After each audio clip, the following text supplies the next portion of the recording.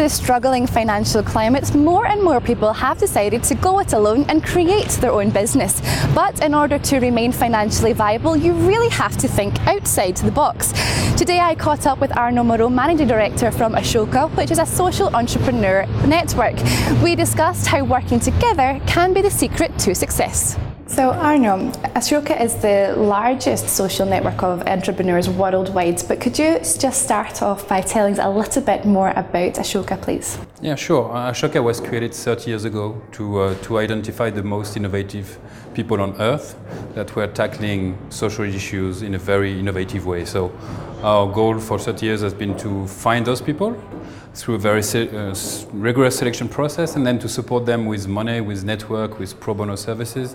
And this network has grown up to 3,000 social entrepreneurs in 85 countries today. Now, I understand that the mission has gone beyond enabling individual entrepreneurs, but really acting as a catalyst for everyone to become a change maker. What does this mean? Actually, if you look at the social issues worldwide, when you look at the size of the problems, you know, the health sector, the youth unemployment, and many others, if you just count on the government or on the NGOs or even the social entrepreneurs to solve these issues, that's going to take centuries. But if you can really empower any of us to become a change maker, then it becomes totally different. So our goal is really not only to support social entrepreneurs, but beyond that, to empower each of us to not only be conscious about the problems, but also be able to do something about it. So you could do that in your company, you could do that at school, you could do that in your NGO, but if every one of us is mastering, I would say, some basic skills, empathy, change-making, leadership, suddenly you could make change happen anywhere in the world. It does sound very interesting, but could you tell us about just a few perhaps examples of initiatives that you're involved in? Yes, so Ashoka has three main initiatives, I would say, today.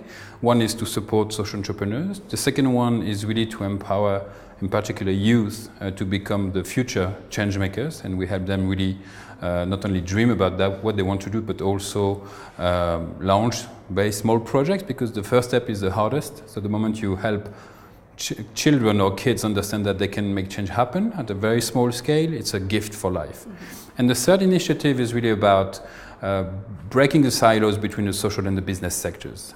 When you look at the 4 billion underserved people on earth who live with less than $10 a day, actually there is no way that social entrepreneurs or big NGOs will be able to serve them properly. So the idea is really to take the assets of the business, because they have the knowledge, they have the network, they have the power, and social entrepreneurs have the innovation, they have the access, what we call the last mile delivery system to the poorest of the poorest. And if you can combine actually the two assets of those two worlds, you could actually serve many more people in a very sustainable way. So this third initiative is really about creating what we call hybrid value chains.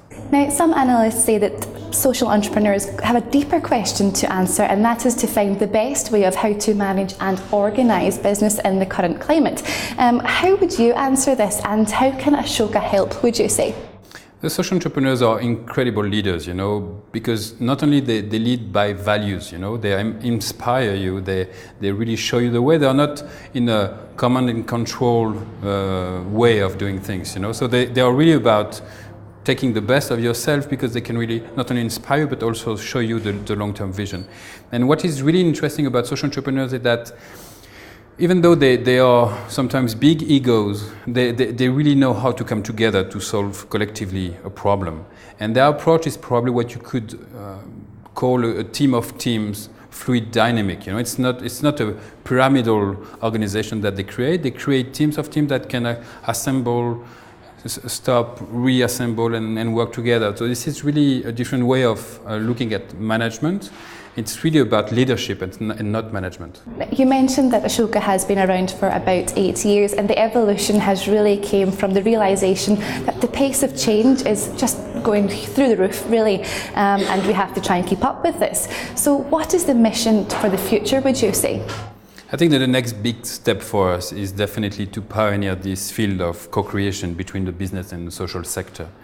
We have pioneered and we have tipped the social entrepreneurship sector, that's fine, but even with 3,000 social entrepreneurs, we can see that we need to add partners to this group in order to make change happen at a very large scale. So this is why we are now entering this field of inventing new models between the business and the social world, making sure that this is a win-win situation, that corporations do it for the right reasons, and meaning that they need to do it for doing more business, but a sustainable business, a new way of doing business, in a new way of sharing value.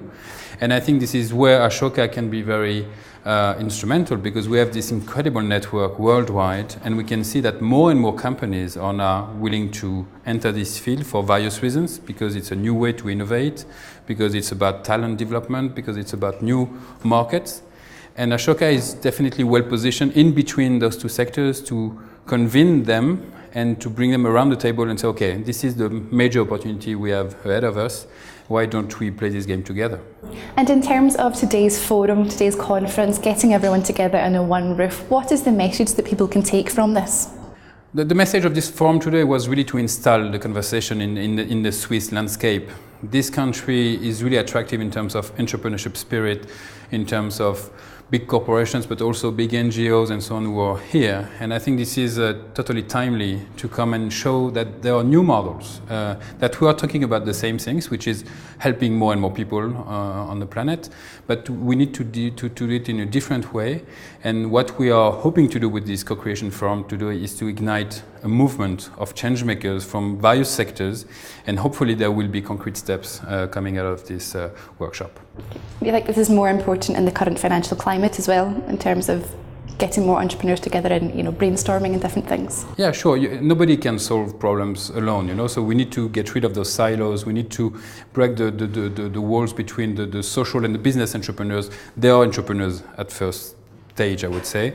What is important for them is really to recognize that even though you're not coming from the same sector, we are entrepreneurs, we know how to make things happen, and because we share this same ambition, we can be very ambitious, and we can really invent those new models that will be definitely inspiring for many generations afterwards. I think inspiring is the word. Arnaud, thank you very much for your time today. Thank you. Well, there you have it. Innovation, inspiration, however you put it, it does seem as though working together can make your way to a successful and financially secure future. This is Monica Gibson reporting for Dukascopy TV. Please click back to the website for many more exclusive interviews. Goodbye for now.